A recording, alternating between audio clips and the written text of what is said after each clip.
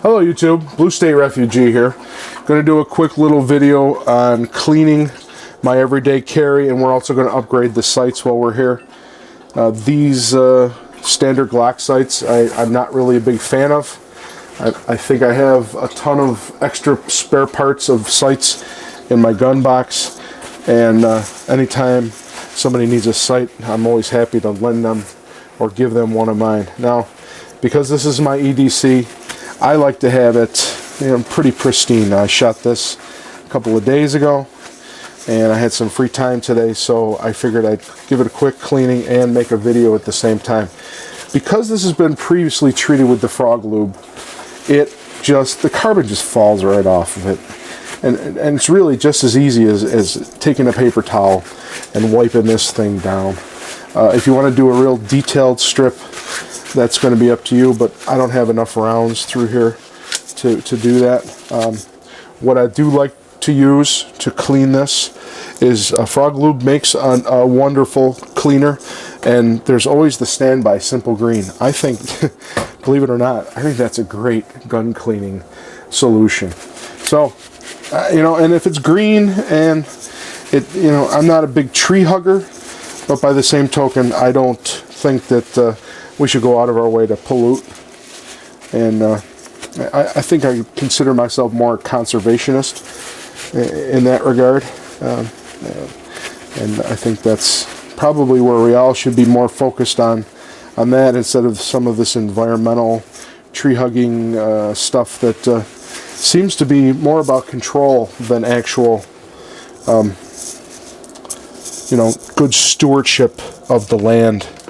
One thing I like to do is take a toothbrush when I'm giving it a quick cleaning and just make sure I get up underneath that extractor and get out all any gunk that might be in there.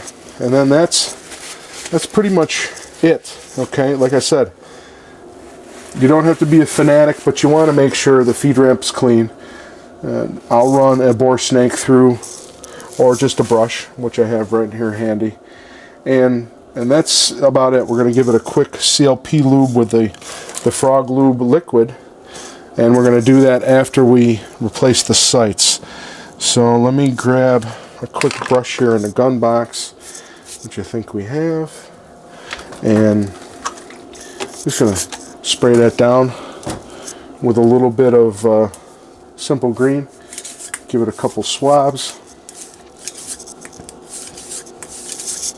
And I've got some cotton patches here that I have. I generally get the 4x4 ones because they're good for all purpose. The only thing I really get specific patch wise is for 22s, 223 and 22 long rifle and that sort of thing. Old t-shirts work. I mean, like I said, I'm not going to get real crazy. I look down and that's clean. That's basically just a Simple Green and the carbon flowing off of it. So we can set both the barrel, the recoil spring, and the frame aside, and we're going to start working on, turn our attention to the slide. To take the sights off, real easy. The front sight is held in with almost like a low-headed hex screw, and all you do is grab your removal tool, which I have here, and back that off.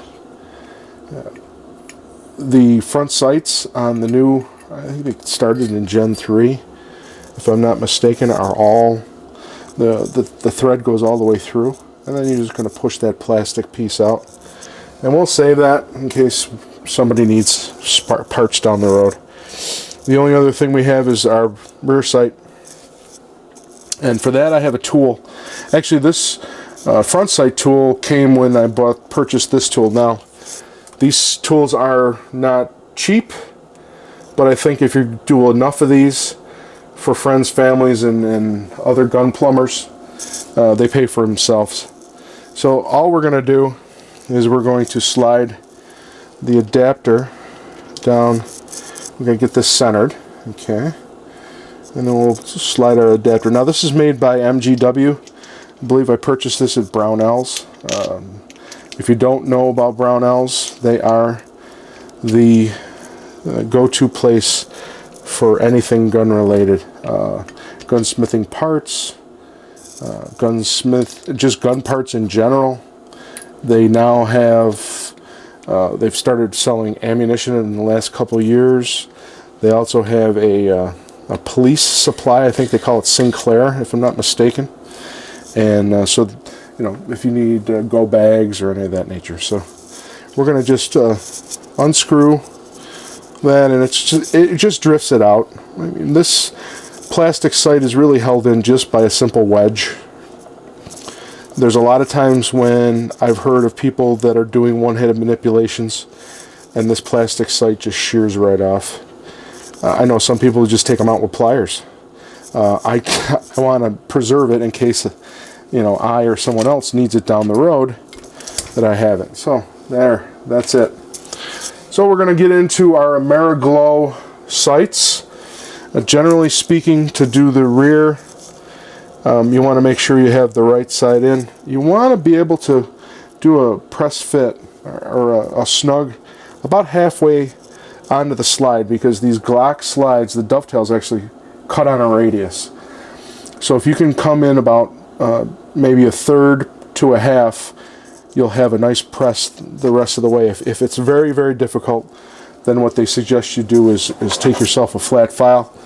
In this case, I have a second cut file, and I'm just gonna run it down the bottom. We're not removing a whole ton of material. As you notice, the file only cuts in the one direction. Okay, and then that looks about right. Let's see how that fits up. Now, as you notice over here to the side, I have some depth micrometers. I'm going to use that to verify that the sight is in fact centered on the slide. And sometimes you can get them pretty good by eye, but there's, I think Ronald Reagan said, trust but verify, especially when he was talking about the Russians during the Cold War. So now we're going to just take and use the tool to get that on. Now it's starting to get a little snug, but that's okay. The only thing that's holding it on is that interference fit, and it's not too much to overcome. We just want to make sure we don't have to keep going back and forth and back and forth. So we're going to bring it up maybe another turn, and we're going to see where that measures. We just clamp that, and bring this back a little bit to take the tension off of it, and then we're going to go ahead and measure. You know, sometimes there's not a big flat spot in there to get in there with your depth mics, but you got to do what you got to do. Now all you're looking for is this to be centered, and if you excuse me a bit, I'm going to have to put my glasses on. Sometimes these lines on these stairs are hard to read. So we're looking at right now about 180 on that side, and then I'm going to come back over here, and I'm going to measure that, and that's looking at 193, which means that there's 13 thousandths difference, which means this thing has to slide 6.5 thousandths to be on center. Okay, now I'm not sure what the thread pitch is on this device. If we knew what that was, and I could probably measure it, then we know exactly how many turns we need to get to where we're centered. So I'm just going to do, right now, that's one full turn. I'm going to leave it at that. And like I said, we don't want to keep going back and forth. We want to hit this right the first time.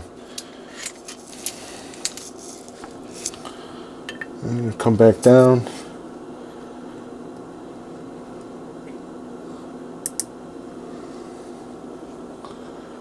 And we're at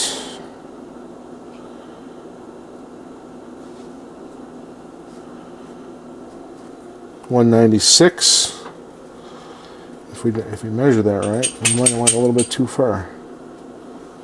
Let's find out.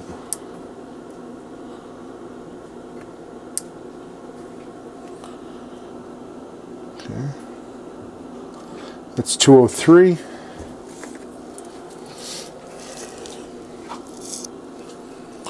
Pardon me. It's 203. And this is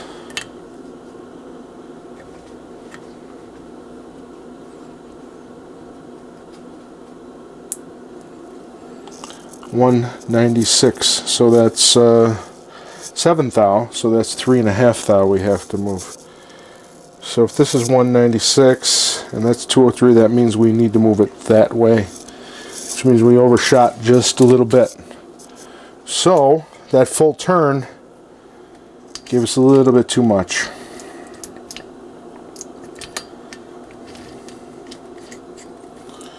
So we are going to make this till it engages, and then we're going to bring it back just about there. And we're going to see how she looks.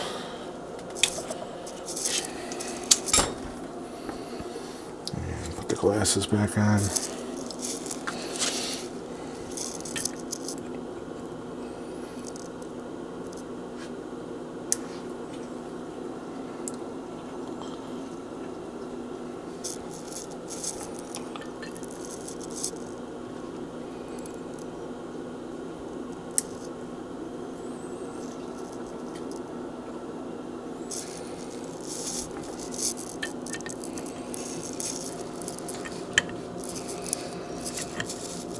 Aha!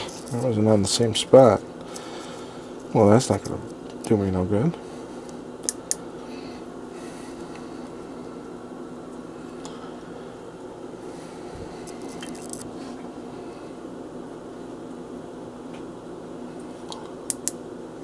Okay. So that is perfect. It's right on the money. And that's that simple to replace the rear sight. And now all we're going to do is we're going to put the front sight in. Now, generally speaking, I like to use a little bit of Loctite. So we are going to make sure the sight fits, and it does, and there's not a lot of wiggle there, which is real good. And I think I have a little bit of blue thread locker in the gun box here. But I noticed that installation tool, it's a little deep, the hex that's cut on it, so I have a smaller one. It's a little shallower that we'll use to start this with. And I'm going to try to find my blue Loctite, and here it is, right here on the top. Now, Loctite is something that you want to use very, very sparingly. You don't go crazy with it. Just a little dab generally will do you. Literally. So we're going to put this in our little installation tool, and then we're just going to put just a dab. I'm going to bring a bead up to the top and just give it a little. I think I gotta open this. There we go. I think that's it. And that's a little bit too much, but that's okay. We'll be fine. We're going to hold that. We're going to come in from the bottom and get it all started here.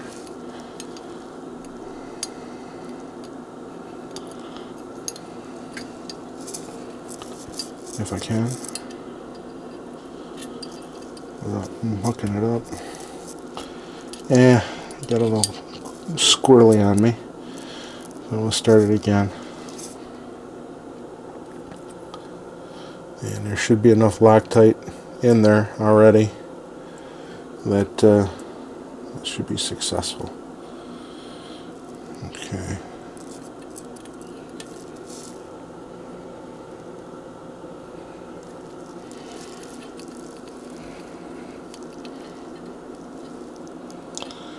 And there it goes. Okay, so we're good. So we'll put this thing back together. We'll take it to the range, and we'll come back and retighten it with this. But if you like this video, please like, share, and subscribe. Remember, it's important that we all think free and act free to be free. Long live the Republic.